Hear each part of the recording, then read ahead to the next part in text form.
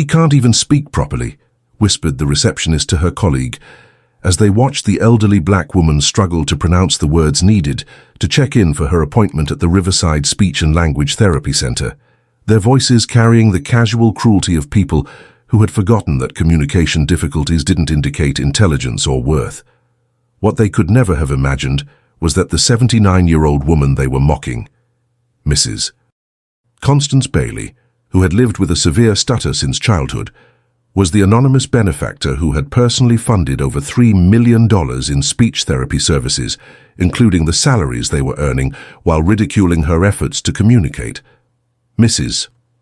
Bailey stood at the reception desk, her hands trembling slightly as she attempted to give her name for the afternoon appointment, the words catching in her throat as they had for 7 decades, despite her successful career as a real estate developer and her accumulation of wealth that had allowed her to transform the lives of hundreds of families struggling with communication disorders. The stutter that had shaped her childhood, defined her social interactions, and influenced every professional relationship she had ever navigated, was now being treated as entertainment by people whose jobs existed because of her generosity. My name is Constance B. Bailey," she managed, each syllable requiring effort and courage that the young women behind the desk couldn't begin to understand. "I have a 3 o'clock appointment with Dr. M. Martinez."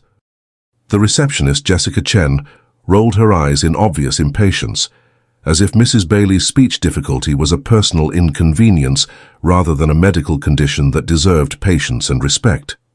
"Could you spell that, please? I can't understand what you're trying to say." The request for spelling was delivered with the kind of exaggerated frustration typically reserved for difficult customers rather than patients seeking medical care, revealing an attitude toward communication disabilities that contradicted everything the therapy center was supposed to represent.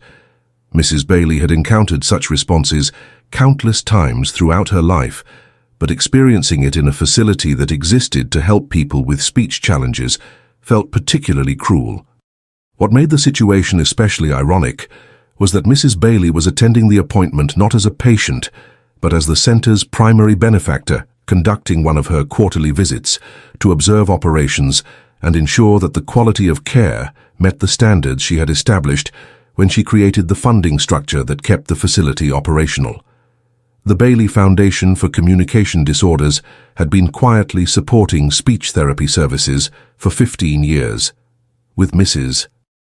Bailey insisting on complete anonymity to ensure that patients and staff focused on therapeutic outcomes rather than donor recognition.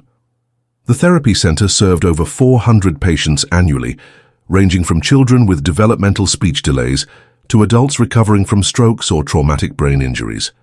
Mrs.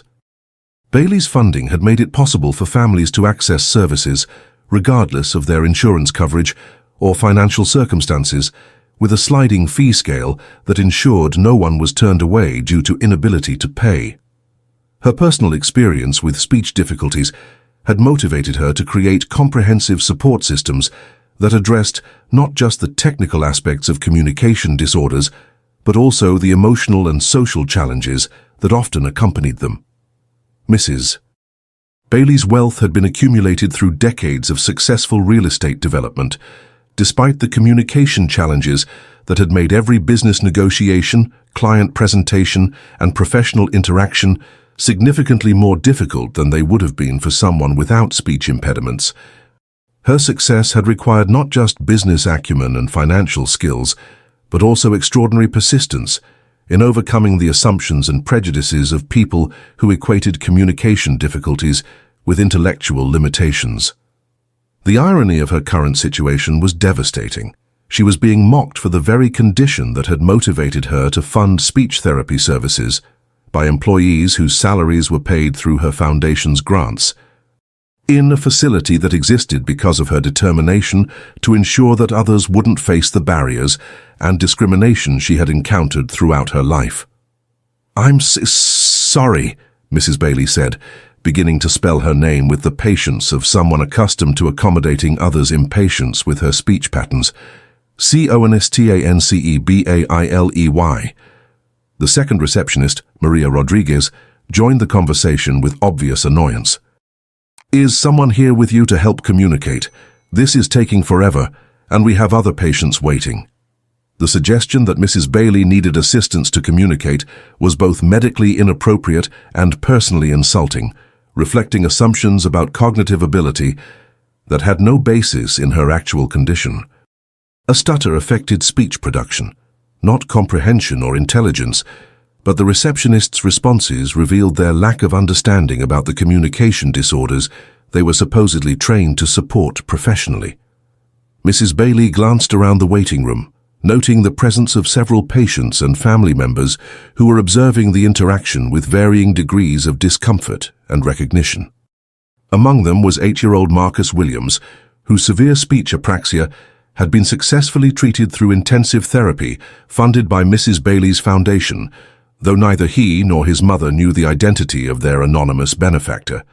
Also present was Mrs. Elizabeth Santos, a stroke survivor whose insurance had covered only minimal speech therapy, with the remainder of her treatment funded through Mrs. Bailey's sliding fee scale program.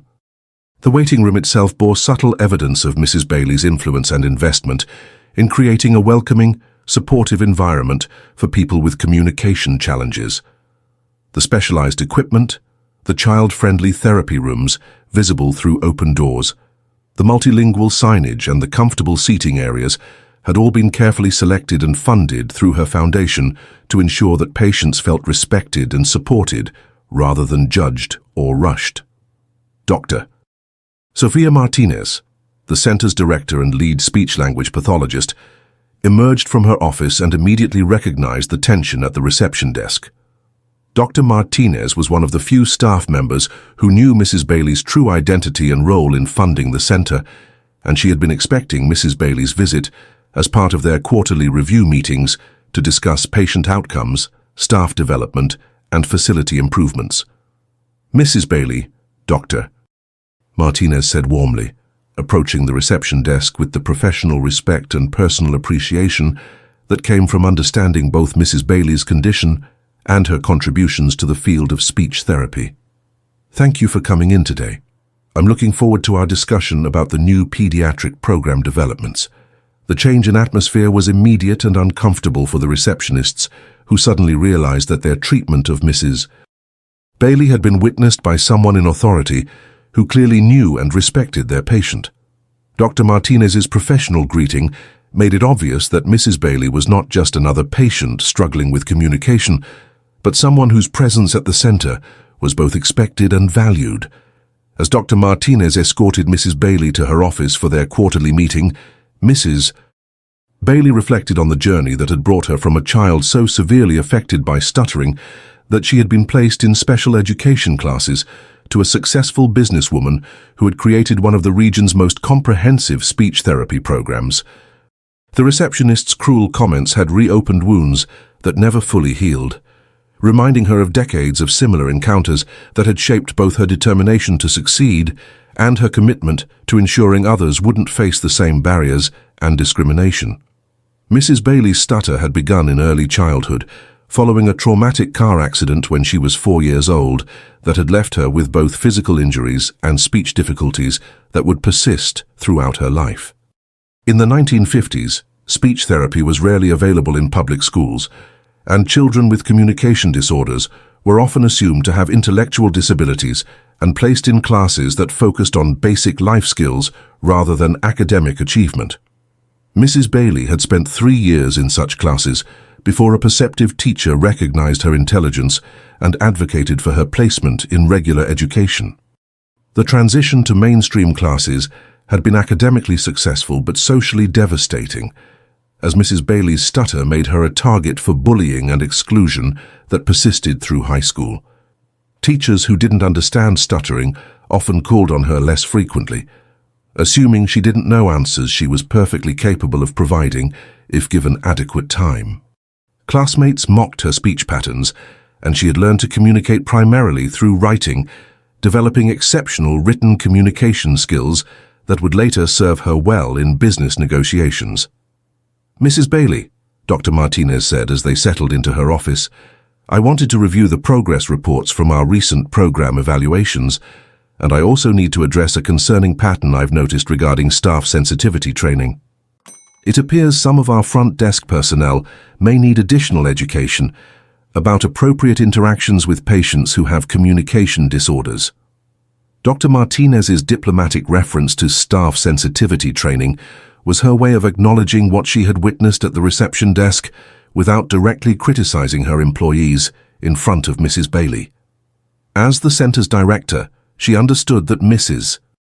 Bailey's quarterly visits served multiple purposes: evaluating programs, observing staff interactions, and ensuring that the center maintained the respectful, supportive environment that was central to effective speech therapy.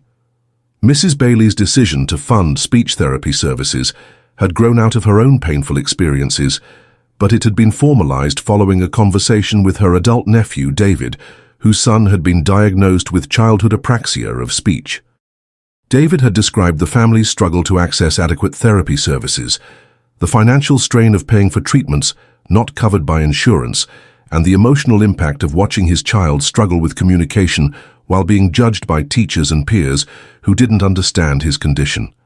"The progress reports look very encouraging," Mrs. Bailey replied, her stutter still evident despite decades of speech therapy and professional success.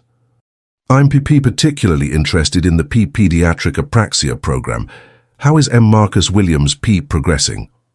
Marcus Williams had been one of the first children served through the comprehensive pediatric program that Mrs. Bailey had funded, and his case had been particularly meaningful to her because his initial speech difficulties had been so severe that doctors had questioned whether he would ever develop functional communication. Through intensive therapy using techniques and equipment funded by her foundation, Marcus had made remarkable progress and was now communicating effectively with his family and succeeding academically in mainstream classes. The Bailey Foundation's approach to funding speech therapy services was comprehensive and research-based, going beyond simply paying for individual therapy sessions to create systemic improvements in service delivery. Mrs. Bailey had funded advanced training for therapists, purchased specialized equipment that enhanced therapy outcomes, and established scholarship programs for graduate students pursuing careers in speech-language pathology to address the shortage of qualified professionals in underserved areas. If this story is touching your heart, tell us in the comments where you're watching from, and if you're not subscribed yet, now's the time. Dr.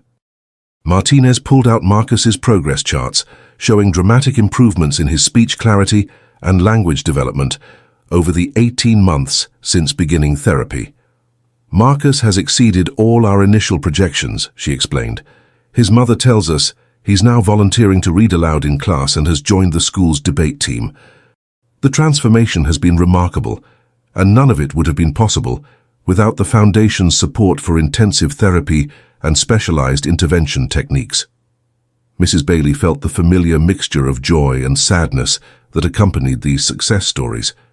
Joy for the children whose lives were being transformed, and sadness for her younger self who had never received such comprehensive support. Her own speech therapy as a child had been limited to brief sessions with a school nurse who had little training in communication disorders, and most of her communication skills had been developed through personal determination and self-advocacy rather than professional intervention.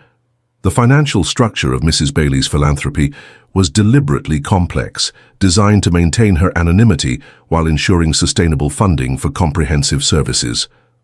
She had established multiple foundations and trusts that supported different aspects of speech therapy care, from research and professional development to direct patient services and family support programs.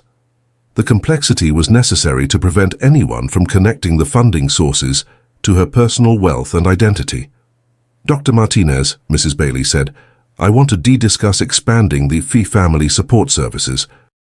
Parents need our resources too, especially help understanding how to support their children's communication development at home." The family support component had been added to the Foundation's programs after Mrs. Bailey recognized that successful speech therapy required more than just clinical intervention. It needed family understanding, community support, and social environments that encouraged rather than discouraged communication attempts. She had funded parent education programs, sibling support groups, and teacher training initiatives that created comprehensive support networks around children with communication disorders. Mrs. Bailey's business success had been achieved despite, and perhaps partly because of, the communication challenges that had forced her to develop exceptional skills in written communication, strategic thinking, and relationship building. Her real estate development company had grown from a one-person operation to a regional firm employing over 60 people, with Mrs. Bailey's ability to identify undervalued properties and develop them into successful commercial and residential projects, creating substantial wealth that she had chosen to invest in helping others overcome communication barriers. The quarterly meetings with Dr. Martinez served not just as program evaluations, but as opportunities for Mrs. Bailey to process her own experiences with communication disorders and to ensure that the services she funded reflected both current research and the lived experiences of people who struggled with speech and language challenges. Her dual perspective as both a person with a stutter and a major philanthropic funder gave her unique insights into what effective, respectful treatment should look like. The revelation of Mrs. Bailey's true identity came during an impromptu staff meeting that Dr. Martinez called immediately following their quarterly review, when she realized that the reception desk incident represented a fundamental failure in the center's mission to provide respectful, inclusive care for people with communication disorders. The meeting brought together the entire staff, including the receptionists who had mocked Mrs. Bailey's speech for what would become a transformative moment of education, accountability, and professional growth. "I need to address what happened at our reception desk this afternoon," Dr. Martinez began, her voice carrying the serious tone of someone about to deliver information that would fundamentally change how her staff understood their work and their workplace. Mrs. Constance Bailey, the patient who was treated with such disrespect during check-in, is not just someone seeking our services. She is the founder and primary benefactor of the Bailey Foundation for Communication Disorders, which has provided over $3 million in funding to keep this center operational and to ensure that our patients receive the highest quality care, regardless of their ability to pay. The silence that followed was profound and uncomfortable, filled with the kind of shock that accompanies moments when hidden truths are suddenly exposed and professional assumptions are revealed to be completely wrong. Jessica Chen and Maria Rodriguez, the receptionists who had mocked Mrs. Bailey's speech, sat frozen as they processed the magnitude of their mistake and the implications for their continued employment at the center. "Mrs. Bailey has been funding your salaries, your benefits, the equipment you use, and the programs you deliver for the past 15 years, Dr. Martinez continued. She has personally ensured that children like Marcus Williams could receive intensive therapy for severe apraxia, that stroke survivors like Mrs. Santos could access rehabilitation services, and that families facing financial hardship could still obtain the communication support their loved ones needed." The educational component of the staff meeting included information that Dr. Martinez had never shared before about Mrs. Bailey's personal history and the experiences that had motivated her philanthropic work. The staff learned about Mrs. Bailey's childhood placement in special education classes due to assumptions about her intelligence, the bullying and exclusion she had faced throughout school, and the professional barriers she had overcome to build a successful business career despite severe communication challenges. Mrs. Bailey's stutter does not reflect her intelligence, her competence, or her worth as a human being, Dr. Martinez explained. She holds a master's degree in business administration, has built a multi-million-dollar real estate development company, and has become one of the region's most significant philanthropists. Her communication disorder is a medical condition that deserves the same respect and accommodation we would provide for any other disability. Jessica Chen was the first to speak, her voice barely above a whisper, as she processed the full scope of her mistake. "Dr. Martinez, I had no idea. We see so many patients, and sometimes people get frustrated when communication takes longer, but I never imagined that someone with a stutter could be. I didn't realize." Her incomplete explanation revealed the depth of her misconceptions about communication disorders and the assumptions she had been making about patients' capabilities based on their speech patterns. The training that all staff members were supposed to receive about communication disorders and respectful patient interaction had clearly failed to address the unconscious biases that had influenced her behavior toward Mrs. Bailey. Maria Rodriguez's response showed similar shock and growing understanding of the professional and ethical implications of their treatment of Mrs. Bailey. "We were complaining about how long it took her to communicate while she was paying for our jobs. We were mocking someone with a disability in a place that exists to help people with exactly her condition. I feel sick about this." Dr. Martinez used the staff meeting as an opportunity to reinforce training about communication disorders, professional ethics, and the importance of treating all patients with dignity regardless of their communication abilities. She emphasized that speech therapy centers needed to model the inclusive, patient-centered approach they were trying to teach families and communities to adopt when interacting with people who had communication challenges. "This incident has revealed gaps in our staff training and attitude development that we need to address immediately," Dr. Martinez said. "Every person who enters this facility deserves to be treated with respect, patience, and professionalism, regardless of how they communicate. Our job is to support communication in all its forms, not to judge or rush people who need extra time to express themselves." The meeting included practical training about different types of communication disorders, appropriate ways to assist patients who had difficulty with verbal communication, and strategies for creating welcoming environments that encouraged rather than discouraged communication attempts. Staff members learned about the difference between stuttering and cognitive impairment, the importance of making eye contact and showing patience during conversations, and the ways that negative reactions to communication difficulties could undermine therapy progress and patient confidence. Mrs. Bailey's identity revelation had ripple effects throughout the center as staff members began to understand the depth of her investment in their work and her personal connection to the population they served.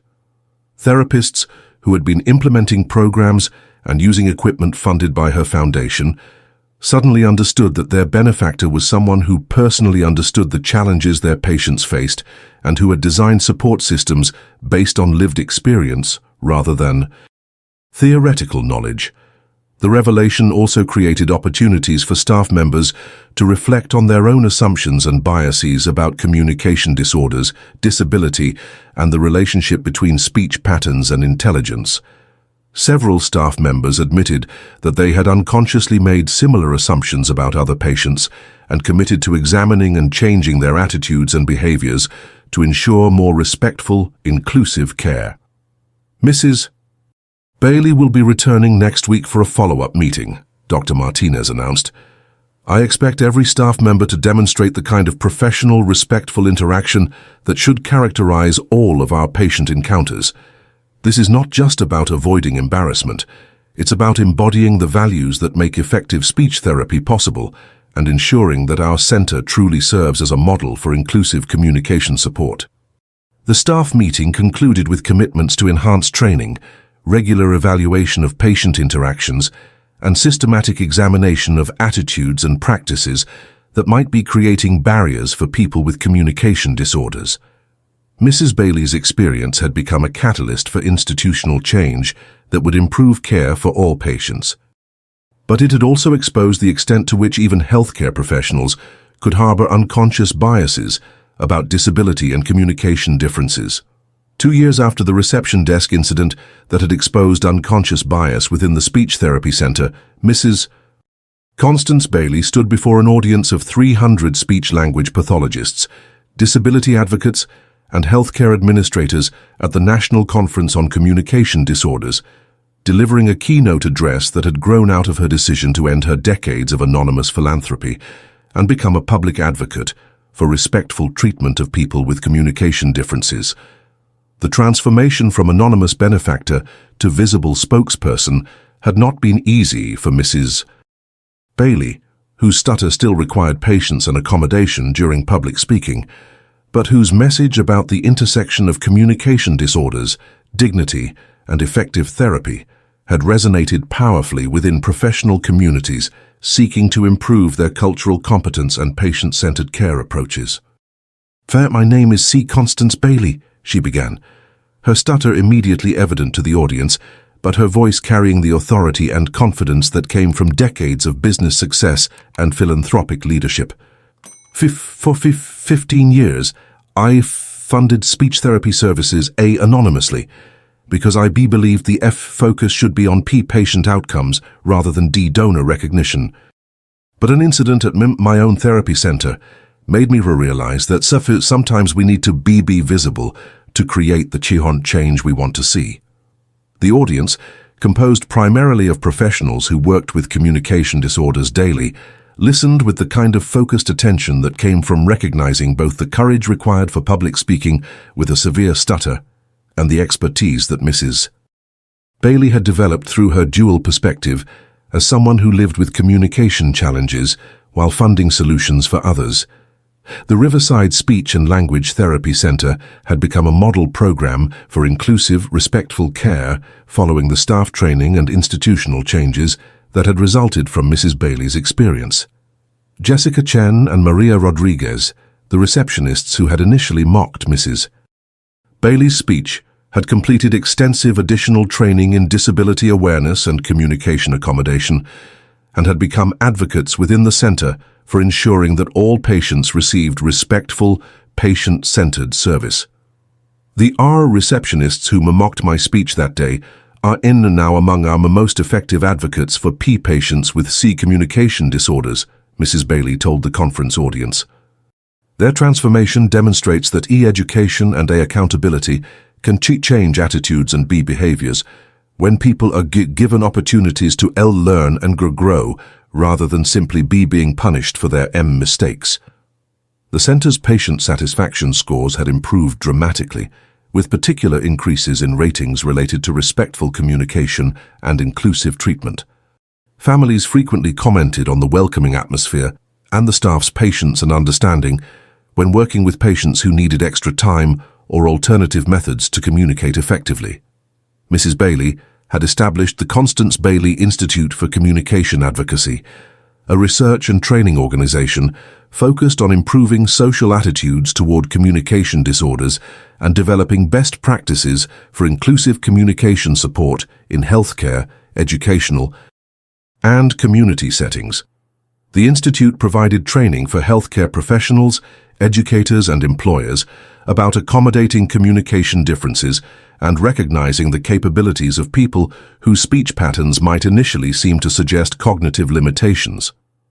The Institute's research had documented patterns of discrimination and misunderstanding that people with communication disorders faced across various social and professional contexts, while also developing evidence-based interventions that improved outcomes for both individuals with communication challenges and the communities that served them. Mrs. Bailey's funding had supported studies showing that respectful, patient-centered communication approaches improved therapy outcomes while also reducing anxiety and social isolation among people with speech and language disorders. Marcus Williams, now 10 years old and thriving academically and socially, had become one of the Institute's most effective young advocates, speaking to school groups and community organizations about his experience with apraxia and the importance of giving people with communication differences the time and support they needed to express themselves effectively. His transformation from a child with severe speech difficulties to a confident communicator had been documented as part of the Institute's research on the long-term benefits of comprehensive, respectful therapy services. If this story moved you, don't stop here. Click the next one, subscribe, and share this with someone who still believes in kindness. The Bailey Foundation had expanded its support beyond direct therapy services to include advocacy training, community education, and policy development aimed at improving accessibility and inclusion for people with communication disorders. Mrs. Bailey's business background had proven valuable in developing sustainable funding models and organizational structures that could continue the work beyond her personal involvement. When people assume that communication difficulties indicate intellectual limitations, Mrs. Bailey explained to the conference audience, they did deny themselves access to the knowledge, wisdom, and see contributions that those individuals can make to their C communities. The P prejudice hurts everyone, not just the P person with the C communication disorder. Her keynote address included practical strategies for healthcare professionals, educators, and community members who wanted to create more inclusive environments for people with communication differences. The recommendations emphasized patience, respect, and recognition that communication disorders were medical conditions rather than character flaws or intellectual limitations.